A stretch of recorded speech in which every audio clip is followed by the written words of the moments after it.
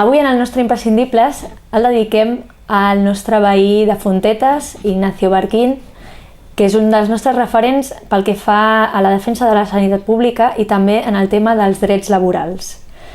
Buenos días, Ignacio. Si te parece, empezamos desde el principio, ¿no? Un poco cuáles eran tus orígenes, de dónde eres y cómo fue tu infancia y tu llegada aquí a Sardañola. Bien, yo soy cántabro. Yo nazco en un valle de Ruelga, en Cantabria, en el año 40. Mi estancia en Cantabria la recuerdo, la tengo muy presente, pero en el año 46 mi familia se traslada a vivir a Sevilla y desde el año 46 vivo en Sevilla, me crié en Sevilla. Y mi infancia pues es una infancia normal de tiempos de posguerra. Afortunadamente en casa no pasamos problemas ni necesidad, pero sí que los vi en otros. Yo tengo muy presente esa época, porque cuando se habla del franquismo se tiende a recordar el franquismo en los últimos años, y entonces muchos de los problemas que se tuvieron entre el 40 y el 60 y algo no se han olvidado, pero están ahí. Yo sí que los tengo muy presentes. En el año 63 nos trasladamos os presento a mi compañera de vida, Rosa, nos trasladamos en el año 63 a Cataluña, y durante 5 años trabajo en hostelería, contacto con camaradas del PSUC, y en el año 69 entro a trabajar en Donut. En la estrategia de entrar en el sindicato vertical me presento a las elecciones de jurado de empresa, que era la nomenclatura del sindicato vertical, y desde entonces, por más de 30 años, represento a los trabajadores de la empresa. Esa es un poco, hasta el año 2002 que me jubilo, ha sido un poco mi vida, ¿no? Recuerdos, pues los recuerdos que puedo tener es, pues eso, como os he dicho, milito en comisiones obreras desde la clandestinidad, participo en la fundación del Sindicato de Alimentación de las propias comisiones obreras aquí en Cataluña, he sido miembro de su ejecutiva bastantes años, y he sido delegado sindical de las comisiones obreras hasta que me he jubilado en lo que ya después fue Panrico Donut. Esa es mi experiencia. Evidentemente he participado en negociaciones de convenios, tanto de provinciales como de empresas, he participado en movilizaciones, huelgas generales, en fin, todo lo que ha dado de sí la procelosa vida laboral en esos años. Y desde que llegas a Panrico, porque este es uno de los temas que te queríamos preguntar un poco sobre la lucha a nivel sindical, laboral, desde que llegas a Panrico hasta que entras dentro del comité, o sea, ¿qué luchas, qué mejoras conseguís dentro de la empresa? Bueno, yo de hecho entro en el comité de Donut. Panrico era una filial de Donut, al final la filial que era Panrico compra Donut, y al final el nombre que más se ha extendido es el de Panrico, pero esa es la realidad que tenemos interna de la empresa. Hombre, pues yo tengo que decir con bastante orgullo, o modesto, y no creo que sea una modestia mal disimulada, que creo que el convenio de Panrico ha sido el mejor convenio de Cataluña en cuanto a derechos. Teníamos un convenio que era una auténtica joya, valorado así por los propios juristas del sindicato. Esto ha sido por una lucha sindical potente que ha habido siempre, por una fuerza sindical interna bastante importante, y que, claro, todo esto contemplado, ya te digo, llegamos a tener ese convenio valorado como puntero, donde las mujeres tenían reconocido, por ejemplo, cuando tenían los problemas que cada mes tienen las mujeres, tenían una serie de derechos que no están recogidos en ningún sitio, donde el acoso laboral estaba también tipificado y el acoso a la mujer estaba también contemplado, y donde evidentemente había una serie de cosas. Bueno, pero todo esto se ha ido con el tiempo, evidentemente se ha ido perdiendo. Ya en los años 90 ya intentaron hacer un plan Pío, porque por ejemplo en Panrico Donut el 80% de las ventas se hacía en el 20% de los clientes, porque la tienda de la señora María, la panadería de la esquina, ellos la valoraban como que tenía un coste de distribución muy alto y era mucho más barato distribuir pues en Pricas, Continentes, Carrefour, etcétera. Y entonces, en busca de ese mercado, se montaron encima de un tigre que acababa comiéndoselo. Porque, claro, evidentemente, esa gente, cuando se sintieron importantes, empezaron a reducir el escandallo, acabaron con los beneficios. Para colmo, aparece la empresa de capital riesgo, aparece una empresa de capital riesgo que compra la empresa, se lleva, vende todo lo que se puede vender, pide un crédito, se marcha, se lo vende a otra empresa de capital riesgo, se lleva ha recuperado su capital con beneficio, pero la empresa tiene una trampa más grande de la que tenía. La segunda hace lo mismo y la empresa sigue teniendo una trampa más grande que la que tenía. Al final, el follón ha sido tan grande, la trampa ha sido tan gorda y desgraciadamente mal gestionada por la empresa, y luego los trabajadores y los comités, los tiempos han sido otros. Evidentemente la debilidad de la clase obrera es la que es, o ha sido la que ha sido, y al final el desenlace no ha podido ser más triste. Es una triste realidad, pero ahí está. Yo creo que sería un buen ejemplo de cómo estamos perdiendo pistonada, como se dice, ¿no? Estamos perdiendo pistonada en lo que es la defensa de la clase trabajadora, y eso es lo que nos estamos encontrando. Que nuestros hijos hoy tienen que trabajar con peores salarios, con peores contratos, en fin, todo eso. Sí, sí.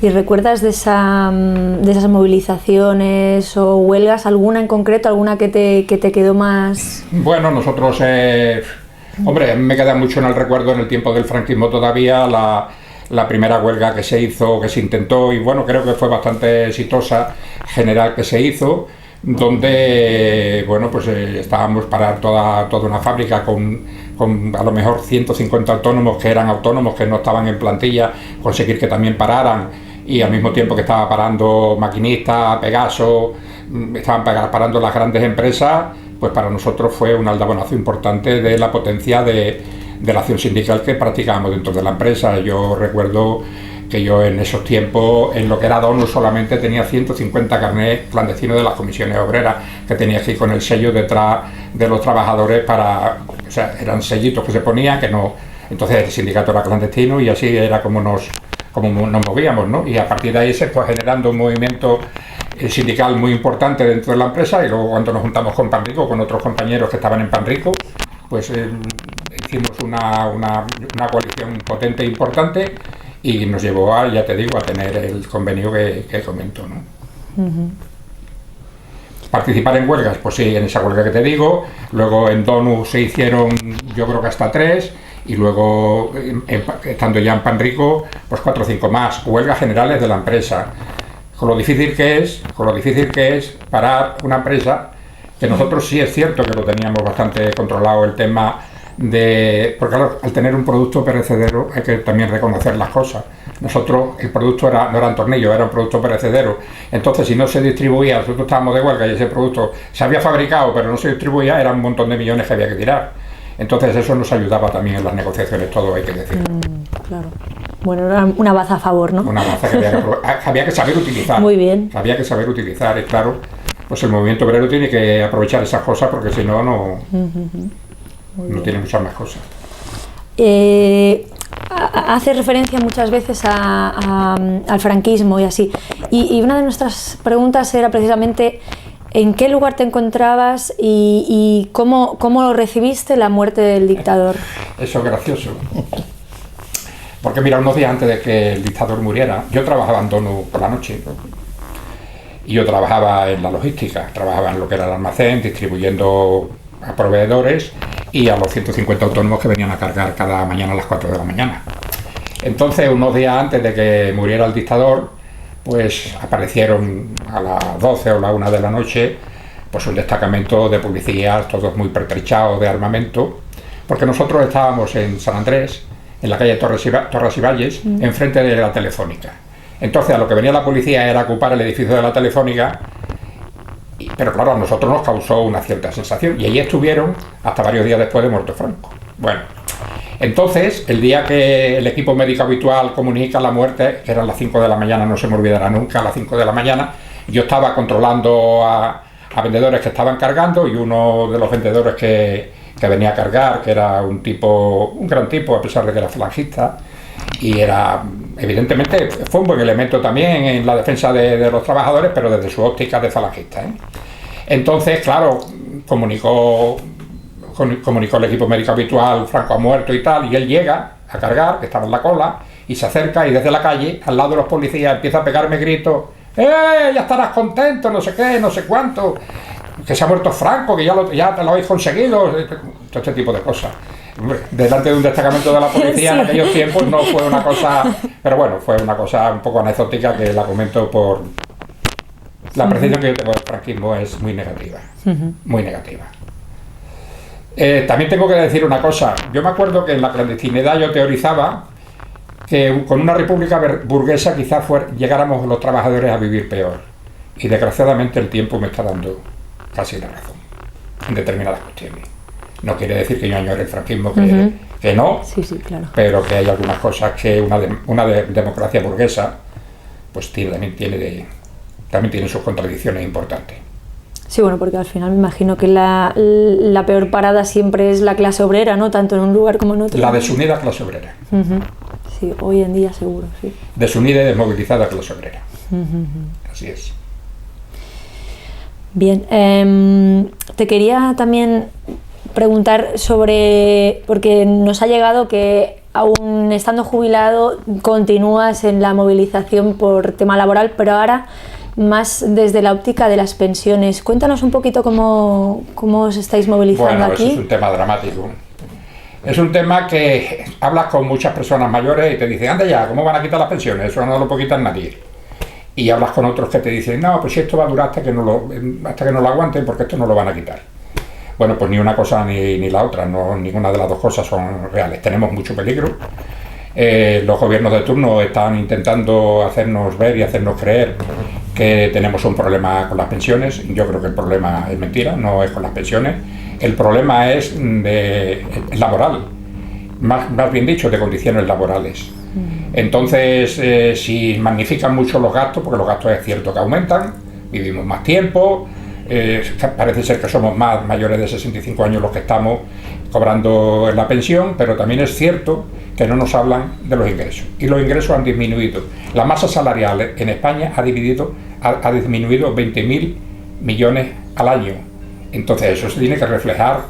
Si no tenemos mucho paro, muchos contratos precarios, bonificaciones al empleo, tarifas planas, da como consecuencia que hay menos cotización, como te digo, 20.000 millones menos, lleva a las pensiones a un déficit de 16 millones, pero estoy completamente convencido de que se pueden buscar formas y maneras para aumentar esos ingresos.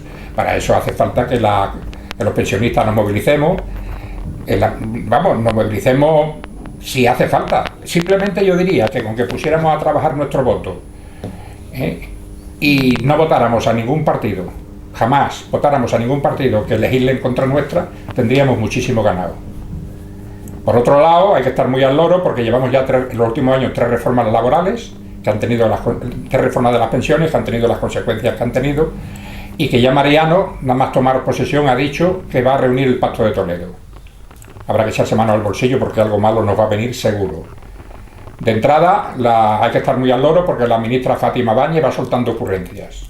Por ejemplo, que las comunidades autónomas se hagan cargo del pago de las pensiones de viudedad. Convierten un derecho en una no contributiva, siempre a disposición de la voluntad política y de los recursos económicos que tenga la comunidad. Eso no lo podemos consentir. Que los mayores los parados que estén cobrando el subsidio, si viven con los padres y estos padres tienen más de 1.300 pesetas, de 1.300 euros de renta, tampoco cobrarán la ayuda. Eso no lo podemos tampoco consentir. Y por último, la última ocurrencia, o no la última, pero la que más llama la atención, que se pueda compatibilizar el trabajo y el cobro del 100% de la pensión.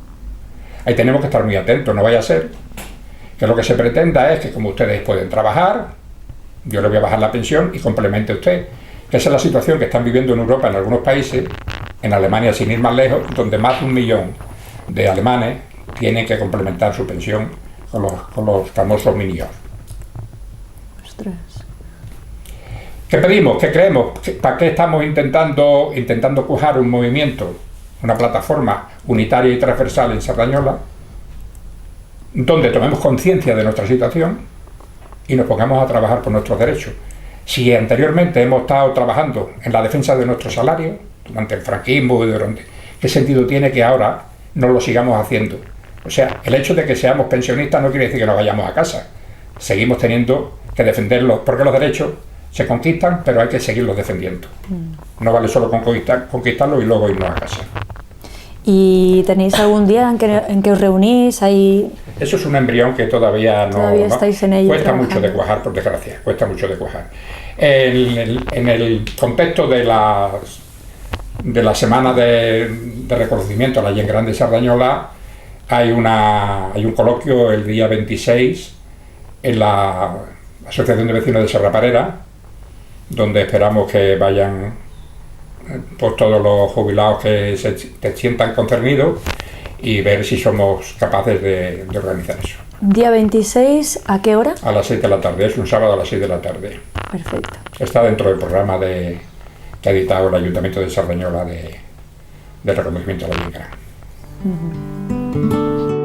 En aquesta segona part de l'entrevista ens hem traslladat aquí al Cap Fontetes per poder parlar d'un dels temes que susciten l'interès de l'Ignacio. Bueno, Ignacio, otro de tus caballos de batalla es la defensa de la sanidad pública. Cuéntanos cómo te empezaste a implicar en este asunto. Bueno, pues yo comienzo a participar en el movimiento asociativo en Sardañola a partir de que me jubilo en el año 2002. Y en uno de los campos donde empiezo a estar activo es en el campo de la defensa de la sanidad pública. En el verano del año 2002, siendo consiller de Sanidad el convergente Rius y siendo alcaldesa de la ciudad la señora Cristina del Real, se estaba construyendo el CAP de Canaletas. Y entonces, en el mes de junio, como digo, nos enteramos de que Casalú ya no la gestión del CAP Canaletas se la había dado a una EVA y la pretensión era cerrar el CAP de Fonteta. Evidentemente nos movilizamos, o sea, la compañera de comisiones obreras del ambulatorio me llama, venimos, intentamos hacer una reunión de los trabajadores, la responsable del CAP nos echa, nos reunimos en el local de la asociación de vecinos y rápidamente comienza la movilización del barrio. Y la movilización fue efectiva, fue potente, y también teniendo en cuenta de que ese año era un año de elecciones, pues eso también jugó en nuestra cuenta, con lo cual se pudo paralizar el que el CAP de Fonteta se cerrara y que la gestión del CAP de Canaleta naciera privatizada con una EVA. Canaleta sigue siendo gestionada por el Instituto Catalán de la Salud y el CAP de Fonteta sigue abierto. Muy bien. Perdón, luego, en el año 2009, hay un segundo intento de cierre de Fontetas, cuando se va a abrir el CAP de la Farigola, y entonces la pretensión es cerrar Fontetas y evidentemente el barrio se vuelve a movilizar y hacemos un par de manifestaciones bastante masivas y se consigue volver a cerrar. Se consigue que no cierren otra vez, se consigue otra vez que el CAP siga abierto y hoy en día sigue abierto todavía, evidentemente de otra forma. Aquí solo funciona ahora mismo una UVA, que es una médico, enfermera y administrativa, y está abierto hasta las 2 de la tarde. Por la tarde no existe el CAP, van analizando unas instalaciones que creo que se podrían también utilizar por la tarde para muchas cosas de atención primaria, pero eso ya es otra historia que ya hablaremos con más detenimiento, si os parece. Entonces, a partir de ese momento en el que simplemente se mantiene abierto durante una franja horaria más reducida, ¿tú crees que eso afecta a la atención primaria, a los vecinos de aquí de Fontetas? Hombre, indiscutiblemente afecta a la atención primaria, porque por ejemplo el tema de las urgencias, aquí en este caso se dan 6 números cada día y a partir del 7º que llegue, por mucha urgencia que tenga, tiene que desplazarse a Canaletas. Entonces, o bien a Canaleta o bien al CAP 2 por la tarde. O sea que eso es lo que hay, es la situación que tenemos en el barrio. Que tal como está la situación de la atención primaria en general tampoco es escandaloso, pero también hay que decir que la lista de espera, por ejemplo, de promedio tenemos 21 o 22 días de lista de espera para ver al médico de cabecera. Eso no tiene ningún sentido. Que tú quieras ver al médico de cabecera y te dirán, venga usted de urgencia, pero pueden venir 6. El 7º ya tiene que ir a Canaleta, que lo vea otro médico, no es suyo. Yo creo que eso es un problema. ¿Hay alguna perspectiva de acción desde la Plataforma en Defensa de la Sanidad Pública con este tema en concreto? Nosotros estamos intentando que se fije un poco más la atención, porque últimamente la moda hace que solo se esté hablando de la atención hospitalaria, que nos parece muy bien y es muy necesaria, pero la atención primaria es la puerta de entrada en el sistema, es el segmento más resolutivo de la sanidad. Cada euro invertido en sanidad primaria es el más resolutivo que hay y evidentemente la atención primaria ha dejado, o sea, ha bajado su participación en el presupuesto total de la sanidad catalana, y eso tiene que corregirse y tiene que volverse a incrementar. Ahora, ¿se consideraría que los CAPs son como un primer intento? Casi sería más preventivo que no la atención hospitalaria. Uy, la atención preventiva, pues eso, debiera de ser más preventiva, pero en cualquier caso, una buena atención primaria puede evitar muchas visitas a urgencia y evidentemente muchas operaciones que no tendrían que llegar a ser si se atiende con prontitud. Lo que no puede ser que tú puedas tardar un par de años o 3 hasta que llegues al hospital para operarte, porque hay que tener en cuenta que si aquí te derivan a la atención primaria, en el CAP 2 hay especialistas que demoran un año para darte una primera visita. Hay pruebas en el Taulí que te demoran más de un año. Entonces, al final, una cosa que se tiene una sospecha de una determinada dolencia aquí en el CAP, a lo mejor tarda un año y pico en que pueda. Entonces, ese año perdido, nosotros pensamos que es muy importante. Sí, tanto. Hablando del tema de hospitales, ¿no?, de la atención hospitalaria, hemos recogido 2 noticias que hablan precisamente concretamente sobre el futuro hospital Ernest Lluch. Por una parte, te leo los titulares. El PSC afirma que seguirà lluitant per fer l'Hospital Ernest Lluch, tot i que el govern local no ho faci. Y la otra noticia, que es del conseller de Salut, proposa comprar l'Hospital General y no fer l'Ernest Lluch de Cerdanyola. ¿Qué opinas sobre esto? Bueno, 2 cosas. Al respecto de la reclamación del Hospital Ernest Lluch por parte de los que en su momento no hicieron ningún énfasis y teniendo la responsabilidad de la Consellería en la Generalitat, no hicieron nada porque se construyera, entre otras cosas porque se tardaron 4 años en recalificar los terrenos donde iba a ir ubicado el hospital. Un hospital que también iba con una promoción de 525 viviendas y se habló también al final de un hotel. Se tardaron 4 años, como digo, en recalificar los terrenos y eso hizo que nos plantáramos en el 2009, la crisis encima, y la construcción de 500 pisos ya no tenía ningún interés. Entonces, lo último que la Marina Geli llegó a proponer es que Capio, la multinacional Capio, la titular hasta hace poco tiempo del Hospital General de Cataluña, construyera este hospital. Evidentemente, ese no era el hospital que teníamos negro sobre blanco en el Plan General de Choque del Vallès del año 2005, que Marina Geli se vio forzada ante la movilización y la carencia de camas que tenemos en el Vallès, donde estamos casi 2 puntos por debajo del total del promedio de Cataluña en camas hospitalarias. Pues entonces comprometió 2 hospitales, especialmente el del Ernest Lluch y también otro que tendría que ir en Rubí, y ahora, enlazándolo con el otro tema, el conseller Comín pues nos habla de nacionalizar el Hospital General de Cataluña, y ante eso pues yo me hago la reflexión siguiente. No quiero ser fundamentalista. Yo sabéis que participo en la plataforma de la defensa de sanidad pública de Cerdanyola. En este tema no lo tenemos muy hablado, no tenemos posición fija. Compartimos que estamos en un momento muy difícil, donde la construcción del Hospital Ernest Lluch prácticamente es, en los tiempos que corren, si no imposible, es muy, muy, muy difícil, y evidentemente hay un equipamiento que está construido. Ahora bien, necesitamos mucha transparencia y mucha más información de cuál es la situación que tiene ese hospital. Por ejemplo, nos gustaría que se hiciera una auditoría en profundidad de cómo está, de las hipotecas que tiene, tanto económicas como de todo tipo. Nos gustaría saber qué derechos conservarían los 76.000 socios que en su día pusieron dinero para ese hospital. Los más de 5.000 socios que por 333.000 pesetas, poco antes de que Jordi Pujol invirtiera ahí 22,5 millones de euros, compraron por 333.000 pesetas una atención de por vida en ese hospital, que dicen que cuesta 1.000 millones anuales, 1.000 millones de pesetas anuales.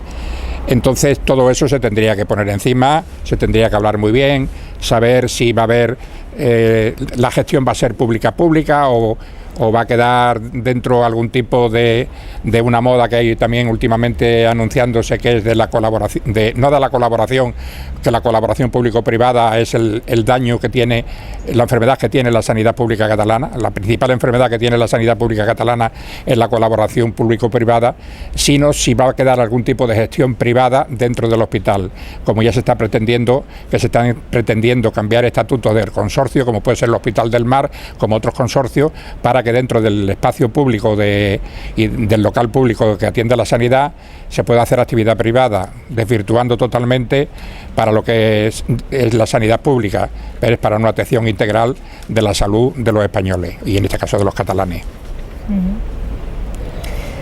Habría que hablar también de más cosas, como el transporte público, cómo queda, en fin, se tendría que poner encima muchas de las cosas, y si puestas muchas de las cosas, pues yo creo que la participación tendría que ser muy importante, tendríamos que ser oídos, los usuarios del hospital, los vecinos, evidentemente con la representación de los alcaldes y concejales, pero se tendría que hablar mucho de ello.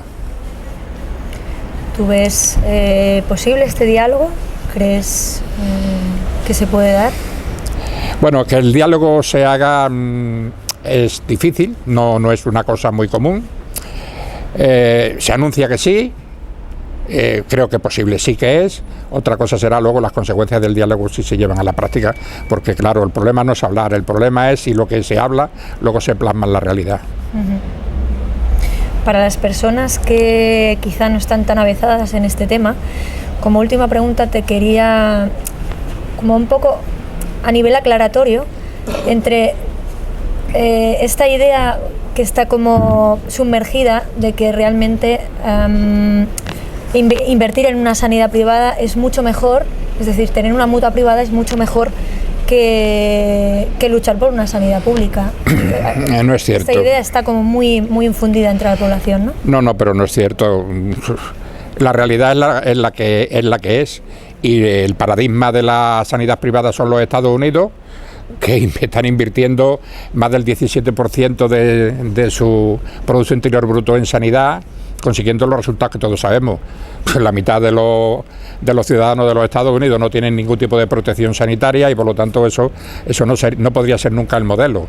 También el tema de las mutuas, pues las mutuas aquí prácticamente ya hay casi un 30% de la doble aseguranza de ciudadanos de aquí de Cataluña, que tienen tanto la seguridad, o sea, la seguridad social como la mutua, y eso tampoco le está reportando. Para cosas banales y ligeras la mutua puede ser una buena solución, pero cuando llegamos a cosas serias, pues evidentemente hay que recurrir a la sanidad pública.